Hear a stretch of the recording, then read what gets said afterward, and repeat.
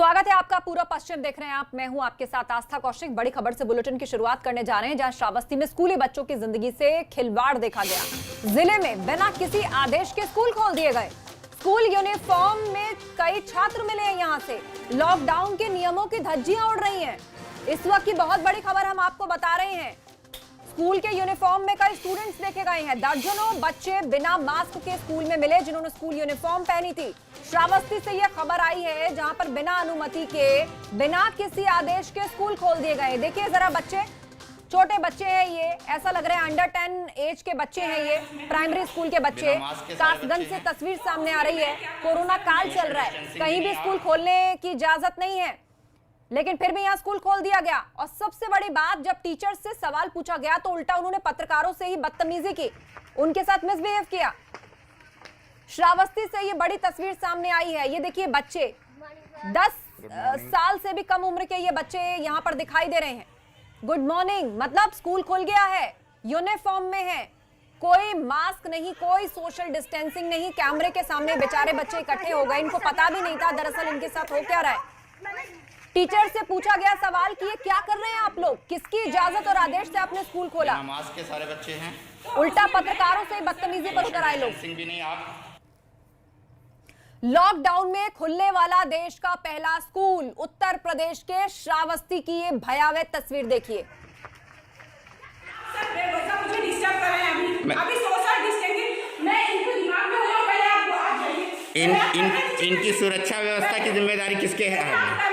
आप ऐसे करना, आप क्यों बता रही हो? आप फालतू ले रहे हैं। पहले आप कैमरा बंद करिए, बेवजह स्कूल में आके मुझे डिस्टर्ब कर रहे हैं। सोशल डिस्टेंसिंग का पालन। सर बेवजह मुझे डिस्टर्ब कर रहे हैं अभी सोशल डिस्टेंसिंग मैं इनको दिमाग में हो पहले आप बात करिए। इनकी सुरक्षा व्यवस्था की जिम्मेदारी किसके है? आप ऐसे करना, आप क्यों बता रही हो? आप फालतू ले रहे हैं। पहले आप कैमरा बंद करिए, बेवजह स्कूल में आके मुझे डिस्टर्ब कर रहे हैं। सोशल डिस्टेंसिंग का पालन। सर बेवजह मुझे डिस्टर्ब कर रहे हैं अभी सोशल डिस्टेंसिंग मैं इनको दिमाग में हो पहले आप बात करिए। इनकी सुरक्षा व्यवस्था की जिम्मेदारी किसके है?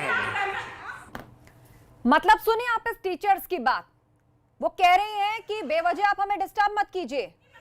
मैं इनके दिमाग में सोशल डिस्टेंसिंग, ये जो आप कह रहे हैं, पहले आप कैमरा बंद कीजिए, इस तरह के लफ्ज सुने आपने खुद। क्या कह रही हैं वो टीचर? कोई पछतावा नहीं है, कोई जवाब इस बात का नहीं है कि आखिर किसके आदेश पर ये स्कूल खोले गए। देश का पहला स्कूल, उत्तर प्रदेश का श्रावस्ती, 10 साल से भी कम उम्र के बच्चे। और देखिए, कोरोना महामारी हर तरफ फैली है, पूरे देश में स्कूल बंद है, शिक्षण संस्थान बंद है। सरकार उनको खोलने पर फैसला अनलॉक 3 में लेगी। जुलाई के बाद या कह लीजिए अगस्त के बाद हो सकता है इस पर कोई निर्णय दे सरकार कि खोलना है कि नहीं खोलना है। पर यहां देखिए, श्रावस्ती में एक प्राइमरी स्कूल, जहां पर बच्चों को स्कूल बुलाया जा रहा है, यूनिफॉर्म उन्होंने पहन रखी है। गुड मॉर्निंग, मतलब सुनिए उन बच्चों, ये मासूम बच्चे, इन्हें पता भी नहीं है। ऐसा मेरे संज्ञान में नहीं है, क्योंकि स्कूल हम लोग खोले ही नहीं हैं। और यदि ऐसा हुआ है तो संबंधित अध्यापक के ऊपर जो है कार्रवाई की जाएगी, इसकी जांच कराई ली जाएगी। और जहां तक बात है बच्चों को बुलाने की, तो मेरे संज्ञान में ऐसा अभी नहीं आया है, और यदि आता है तो मैं इस पर जो है कड़ी कार्रवाई करूंगा। Good morning. अम्मार रिजवी हमारे संवाददाता हमारे साथ फोन लाइन पर जुड़ गए हैं। अम्मार, यहाँ पर कहा जा रहा है मेरे संज्ञान में कोई मामला नहीं आया है, प्रशासन की ओर से हम कार्रवाई करेंगे, लेकिन यहाँ के टीचर्स के पास कोई जवाब नहीं है। आखिर किसकी इजाजत से ये स्कूल खोले गए? जी बिल्कुल, बताना चाहेंगे आपको कि आज सुबह तमाम स्कूल खुले मिले हैं, जिसमें करीबन 1 दर्जन ऐसे स्कूल थे जो सामने आए हैं, दिखे हैं, और जहां पर बच्चे आपको रोकना चाहेंगे अम्मार, आपको रोकना चाहेंगे अम्मार। इस वक्त हमारे साथ बीएसए खुद फोन लाइन पर जुड़ गए हैं, ओमकार राणा जी। ओमकार जी, क्या आपको इस बात की खबर है कि श्रावस्ती में ये स्कूल खोला गया है? किसकी इजाजत से ये स्कूल खुला है? हमने स्कूल खोलने की किसी को इजाजत नहीं दिया है। और मेरी जो है खंड शिक्षा अधिकारी, क्षेत्रीय खंड शिक्षा अधिकारी से बात हुई। उन्होंने कहा कि जो है खंड शिक्षा अधिकारी ने किसी को इजाजत नहीं दिया है विद्यालय खोलने की, लेकिन बच्चे 3-4 महीने बाद जो है उत्साह के हमारे टीचर से मिलने चले आए थे। तो हमने किसी को ना तो हमने स्कूल खोला है, सिर्फ शिक्षकों से कार्य लेने के लिए ही। नहीं ओमकार जी, शिक्षकों को आपने भी जा रहा है तस्वीरें देखी स्कूल हैं, पर। आपने तस्वीरें देखी हैं, ये 2-4 बच्चे नहीं हैं जो उत्साह के मारे स्कूल चले आए हो। अच्छी खासी भीड़ है, हाथ में पेपर्स हैं, पूरी यूनिफॉर्म उन्होंने पहनी हुई है, असेंबली वहां पर लगने की तैयारी हो रही है, उनके पेरेंट्स उन्हें छोड़ने उसको आए हैं। हमने जांच के आदेश दे दिए हैं। संबंधित खंड शिक्षा अधिकारी जांच करके रिपोर्ट देकर संबंधित के विरुद्ध हम कार्रवाई करेंगे। किस तरह की कार्रवाई बनती है ऐसे स्कूलों पर? प्राइमरी विंग के ये बच्चे नजर आ रहे हैं। जो भी बनेगा, जो जांच रिपोर्ट आएगी उस पर कार्रवाई करेंगे हम लोग। जांच रिपोर्ट की बेशक आप इंतजार कर रहे हैं, लेकिन मैं आपसे सिर्फ इतना बिल्कुल। जानती हूं कि इतना जानना चाहती हूं कि लीगली किस तरह की कार्रवाई ऐसे स्कूलों पर बनती है। लॉकडाउन की वजह से बंद है और फिर भी इतने छोटे बच्चों को स्कूल में बुला लिया गया, असेंबली शुरू करने की तैयारी हो रही है।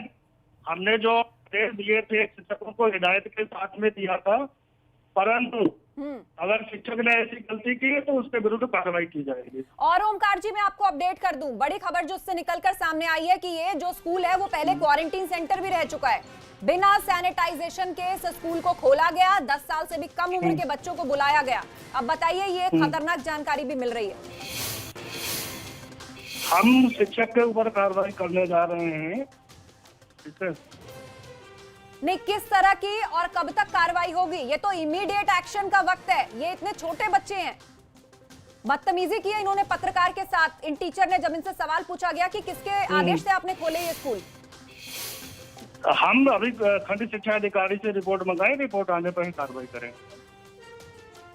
तो मतलब आप पूरे प्रोसेस की बात कर रहे हैं कि खंड शिक्षा अधिकारी पहले रिपोर्ट फाइल करेंगे, लेकिन एबीपी गंगा इस वक्त सीधी तस्वीरें दिखा रहा है और प्रदेश की करोड़ों जनता इस तस्वीर को देख रही है, किस तरीके से सरकारी आदेशों और महामारी एक्ट के उल्लंघन की तस्वीरें बयां कर रही हैं। इतने छोटे बच्चे स्कूल बुलाए गए और देखिए यहाँ पर अधिकारी इस तरह की बात कहते नजर आ रहे हैं कि उत्साह में कुछ बच्चे पहुंच गए। ये पेरेंट्स इनको छोड़ने आए हैं, इन्होंने यूनिफॉर्म पहना है, असेंबली लगने की तैयारी हो रही है और स्कूल की इमारत, ये पहले क्वारंटीन सेंटर था, बिना सैनिटाइजेशन के इस इमारत को खोला गया, यहाँ पे स्कूल शुरू करवा लिया गया, बच्चे वहां पहुंच गए। ये कैसा सरकारी स्कूल है जहां पर प्रधानमंत्री के आदेश की धज्जियां उड़ रही हैं? बच्चों के अभिभावकों ने बच्चों को स्कूल क्यों भेजा? आखिर यहाँ पल्ला झाड़ा जा रहा है ये कहकर कि बच्चे उत्साह में टीचर से मिलने पहुंच गए। अचानक इतने बड़ी तादाद में, इतनी बड़ी संख्या में बच्चों को और उनके अभिभावकों को उत्साह जाग गया कि वो टीचर से मिलने पहुंच जाएंगे। क्या ऐसा संभव है? स्कूल की तरफ से अगर कोई जानकारी नहीं दी गई होगी तो क्या कोई पेरेंट अपने बच्चों को स्कूल छोड़ने आएगा? बड़ा सवाल एबीपी गंगा इस वक्त उठा रहा है। स्कूल में आके मुझे डिस्टर्ब सोशल डिस्टेंसिंग का पालन। आप सर बेवजह मुझे डिस्टर्ब कर रहे हैं। अभी सोशल डिस्टेंसिंग में अमार हमारे साथ जुड़े हुए हमारे संवाददाता। अमार, मामले में इस तरह की भी रिपोर्ट्स अधिकारियों को दी जा रही हैं कि बच्चे खुद ही उत्साह में मिलने पहुंच गए, ऐसा संभव है? जी बिल्कुल, बता दें कोविड-19 के तहत सारे स्कूलों को पर शैक्षिक स्थानों को बंद कर दिया गया है, लेकिन उसके बावजूद भी श्रावस्ती में प्राथमिक विद्यालयों को कल खोला गया, जहां पर बच्चों को बुलाकर उनसे कुछ कागजात मांगे गए हैं जो मिड डे मील को लेकर थे। लेकिन सबसे बड़े चीज ये सवाल उठता है कि इन छोटे 10 साल के बच्चों को बुलाने के बावजूद अगर बच्चे संक्रमित होते हैं तो इनका जिम्मेदार कौन होगा? बीएसए से साफ पलड़ा झाड़ रहे हैं। उन्होंने कहा कि टीचर से उत्साहित होकर ये बच्चे पहुंचे हैं। अमार, आप नजर बनाए रखिए, आगे हम आपसे अपडेट लेंगे। फिलहाल जानकारी के लिए शुक्रिया, लेकिन 2 तस्वीरें देखिए कितनी भयावह सच्चाई बयां कर रही हैं। उत्तर प्रदेश का श्रावस्ती, बच्चे स्कूल बुला लिए गए, स्कूल खोल दिया गया, सरकारी स्कूल है ये, और टीचर पत्रकारों से बदतमीजी कर रही हैं और अधिकारी कह रहे हैं कि हमने रिपोर्ट मंगवाई है और जो खबरें हमें मिल रही हैं वो ये कि बच्चे खुद ही स्कूल पहुंच गए उत्साह में। फालतू ले रहे हैं। पहले आप कैमरा बंद करिए, पहले आप कैमरा बंद करिए। बेवजह स्कूल में आके मुझे डिस्टर्ब कर रहे हैं। सोशल डिस्टेंसिंग का पालन। आप सर बेवजह मुझे डिस्टर्ब कर रहे हैं। अभी सोशल डिस्टेंसिंग में इनको दिमाग में हो। तो इस वक्त की बड़ी खबर, प्रधानमंत्री के आदेश हैं, जिम्मेदारी किसके है? स्कूल नहीं खोले जाएंगे। अनलॉक के 3rd फेज के बाद केंद्र सरकार फैसला लेगी कि स्कूल और शिक्षण संस्थान खुलने चाहिए नहीं। लेकिन उत्तर प्रदेश के श्रावस्ती में देश का पहला ऐसा स्कूल, सरकारी स्कूल जिसे खोल दिया गया, बच्चे स्कूल चले आए, उनके पेरेंट्स उन्हें स्कूल छोड़ने पहुंच गए और स्कूल की वो इमारत जो कि एक क्वारंटीन सेंटर था, बिना सैनिटाइजेशन के ये इमारत खुली, बिना किसी सरकारी आदेश के स्कूल खुला और बच्चे भी पहुंच गए। लापरवाही की इतनी भयावह तस्वीर। मुझे डिस्टर्ब कर रहे हैं अभी सोशल डिस्टेंसिंग मैं इनको दिमाग में हूं पहले आप आगे बढ़ते हैं।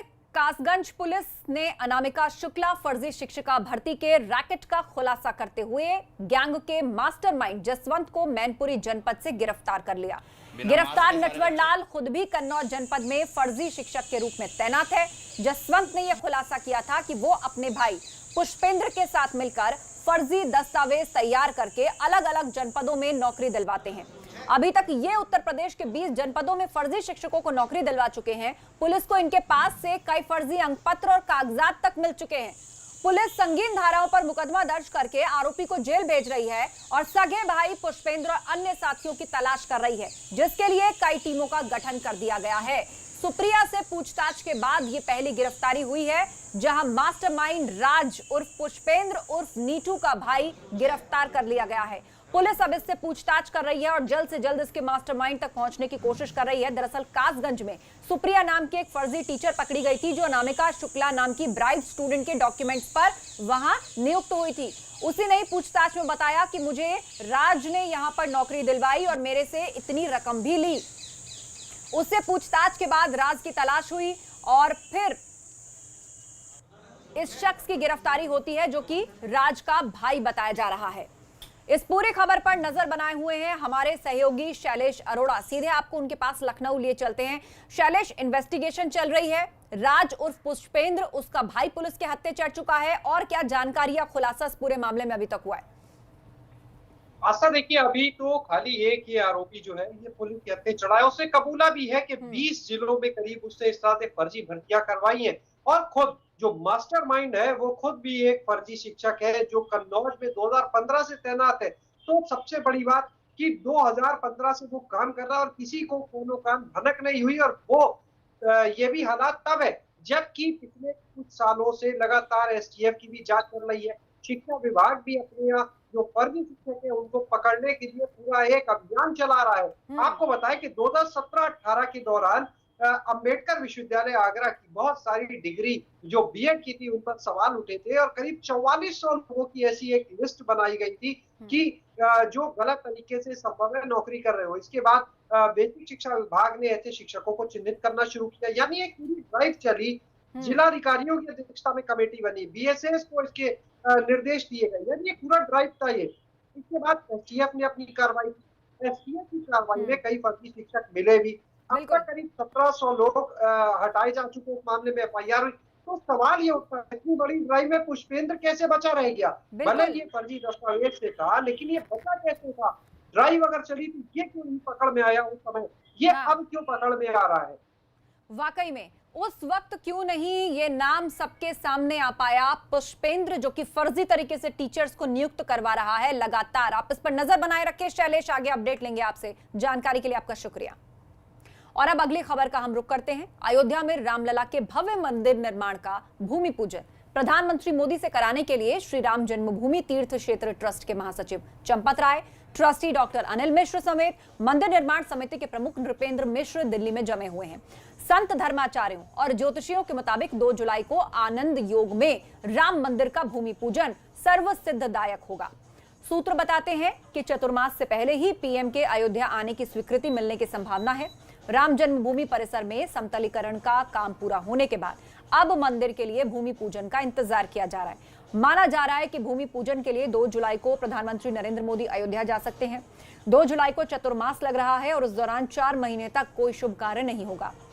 ऐसे में मुमकिन है कि देवताओं के शयन से ठीक पहले अयोध्या में भूमि पूजन का ये कार्य हो जाए।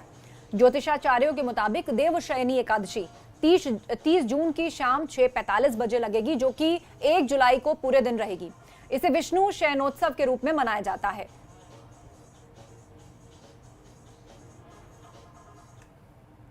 और इस बीच अयोध्या में कैसी तैयारियां हैं, जानने के लिए रुक करते हैं अनुभव शुक्ला सीधे अयोध्या से हमारे साथ जुड़ रहे हैं।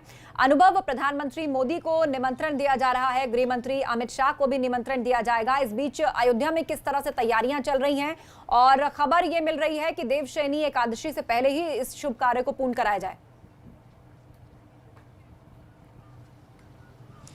देखिए, बिल्कुल आस्था, आज सुबह से ही हम अयोध्या में हैं और अभी भी हम अयोध्या में ये सरयू के बिल्कुल किनारे मौजूद हैं और यहाँ हमने साधु संतों से बात की, तमाम जो और विद्वान हैं उनसे बात की। सबका यही कहना है कि प्रधानमंत्री नरेंद्र मोदी को यहाँ आना चाहिए और मंदिर निर्माण के लिए जो भूमि पूजन है उसे करना चाहिए, उसमें शामिल होना चाहिए। सबसे महत्वपूर्ण बात यह है कि 2 के बाद जो है वो चातुर्मास लग रहा है, यानी 4 महीने तक कोई भी जो शुभ काम है वो नहीं होता है, क्योंकि भगवान जो हैं वो शयन को चले जाते हैं और फिर शयन के बीच में उन्हें उठाया नहीं जाता है, जगाया नहीं जाता है। इसीलिए कहा जा रहा है कि तब आनंद योग भी है, जो कि 30 जून से लेकर 1 जुलाई तक जो एकादशी का शुभ मुहूर्त है वो भी काफी जो है वो फलदायक होगा। और अगर इस दौरान वो शिलान्यास या भूमि पूजन करते हैं तो वो काफी फलदायक होगा और मंदिर निर्माण बहुत आसानी से, बहुत बेहतर ढंग से होगा। जी हाँ, उसकी तैयारियां की जा रही हैं और आप सरयू के तट पर खड़े हैं अनुभव, तो हम चाहेंगे कि एक बार तस्वीर भी आप दिखाएं और किस तरीके से वहां पर तैयारियां भी हो रही होंगी। मंदिर को का जो भूमि है उसको समतल कर लिया गया है, कितने फेज में कैसे ये मंदिर बनाया जाना है, सरयू के तट से हमें ताजा तस्वीरें दिखाइए।